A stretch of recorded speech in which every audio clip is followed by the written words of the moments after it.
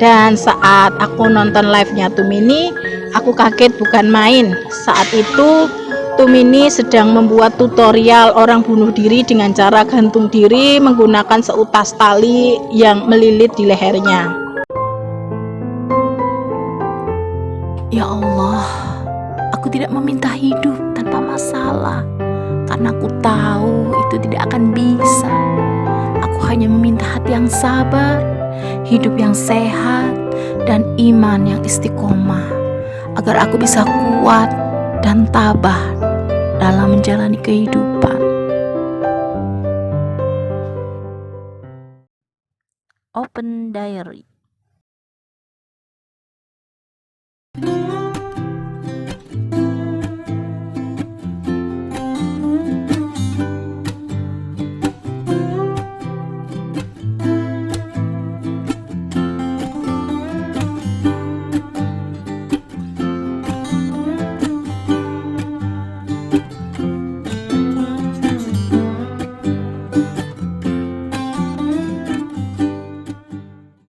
Assalamualaikum warahmatullahi wabarakatuh. Halo Elin Story Lovers, apa kabar kalian hari ini?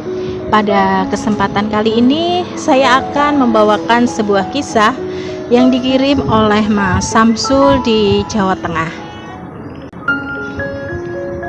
Perkembangan teknologi saat ini sudah mulai menggeser teknologi lama. Surat misalnya, dulu orang harus mengirimkan surat melalui kantor pos untuk menyampaikan kabar berita kepada orang yang dituju, dan butuh waktu yang tidak sebentar sehingga surat itu sampai tujuan. Namun sekarang cukup menggunakan email. Setelah klik tombol kirim, saat itu juga sudah sampai kepada penerima. Bahkan untuk percakapan real time cukup menggunakan aplikasi perpesanan seperti WhatsApp.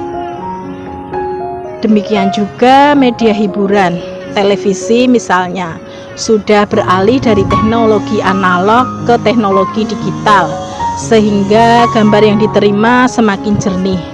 Beda dengan teknologi analog. Jika sinyal lemah, maka gambar yang ditampilkan juga buram atau sering diistilahkan orang banyak semutnya. Bahkan untuk menjadi artis pun bukan hal yang sulit. Adanya teknologi dengan platform media sosial seperti YouTube, TikTok, Instagram, orang tidak perlu mendaftar menjadi artis ke perusahaan pembuatan film. Cukup acting di depan kamera, kemudian diunggah di medsos. Maka tinggal tunggu waktu saja jika video tersebut viral. Orang itu sudah jadi artis secara instan. Tidak perlu kamera canggih, kamera HP pun bisa juga digunakan. Dan sekarang konten kreator juga sudah menjadi profesi bagi sebagian orang, terutama media YouTube. Talent yang tampil di media YouTube biasa disebut YouTuber.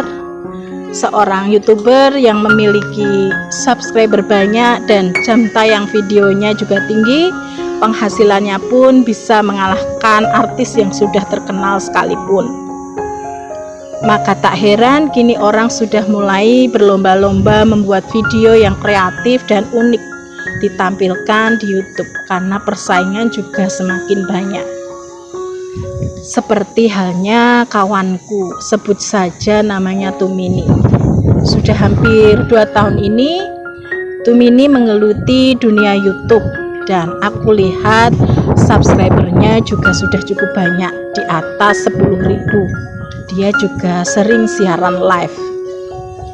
Namun yang bikin aku khawatir, Tumini kadang nekat membuat konten yang menurutku cukup berbahaya, seperti live di tepi rel kereta api saat ada kereta api yang lewat. Pernah juga live di tepi pantai saat ada ombak besar yang datang. Sebagai teman, aku sudah sering menasihatinya agar membuat konten yang tidak membahayakan dirinya. Namun nasihatku sepertinya tidak pernah dihiraukan olehnya. Diary, Perlu diketahui, Tumini tinggal bersama kedua orang tuanya yang berprofesi sebagai petani dan seorang adik laki-lakinya yang masih sekolah di bangku SMP kelas 2. Tumini sendiri hanya tamat SMA, kemudian kerja di sebuah pabrik di Jakarta. Namun saat pandemi, perusahaan tempatnya bekerja terpaksa mengurangi karyawan karena kondisi perekonomian perusahaan yang sedang sulit. Tumini pun memutuskan pulang kampung dan mulai menekuni dunia YouTube, dan dia cukup sukses di pekerjaan barunya itu. Terbukti dengan subscriber yang banyak serta konten-kontennya yang memiliki view tinggi. Mungkin demi mengejar view tinggi itulah Tumini selalu nekat membuat konten berbahaya, meski sudah aku nasihati berkali-kali. Hingga suatu ketika, Tumini nekat membuat konten yang menurutku sangat berbahaya. Saat itu hari Minggu, kondisi rumahnya sedang sepi. Orang tuanya dan juga adiknya sedang pergi ke rumah kerabat mereka yang memiliki hajat. Secara kebetulan, aku sedang membuka YouTube dan melihat ada notif Tumini sedang live. Aku mendapatkan notif karena subscriber ke channelnya Tumini. Dan saat aku nonton live-nya Tumini, aku kaget bukan main. Saat itu Tumini sedang membuat tutorial orang bunuh diri dengan cara gantung diri menggunakan seutas tali yang melilit di lehernya. Astagfirullah Tumini, kataku dalam hati dengan perasaan was-was melihat apa yang sedang diperagakan Tumini di video live streamingnya. Dan entah apa sebabnya, kursi yang dijadikan pijakan kaki Tumini tiba-tiba terguling dan tubuh Tumini pun tergantung dengan leher terikat pada seutas tali. Spontan, aku berlari keluar rumah menuju rumah Tumini yang berjarak sekitar 50 meter dari rumahku sembari berteriak minta tolong. Beberapa warga yang mendengar teriakanku pun ikut berlari ke rumah Tumini. Aku dan beberapa warga segera menerobos masuk ke rumah Tumini. Namun sayang, semua sudah terlambat. Nyawa Tumini tidak terselamatkan. Aku segera mematikan HP yang digunakan Tumini untuk merekam aksinya dan segera menghapus rekaman videonya.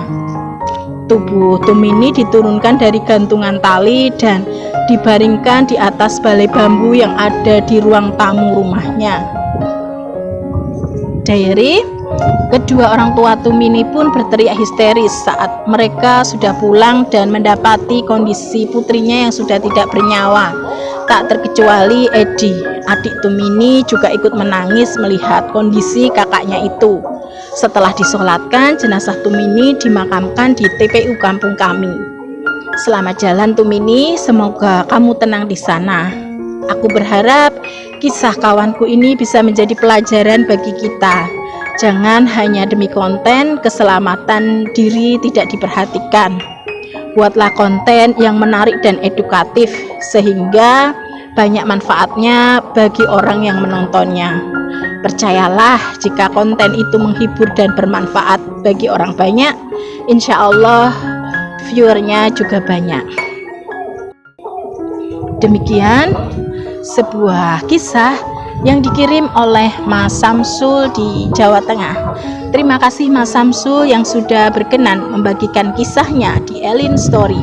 Nah, buat kalian yang mempunyai kisah yang serupa dengan kisahnya Mas Samsul atau mempunyai pengalaman hidup yang tidak bisa kalian lupakan sepanjang hidup kalian, silahkan kalian kirim di elins.story@gmail.com. Terima kasih. Wassalamualaikum warahmatullahi wabarakatuh.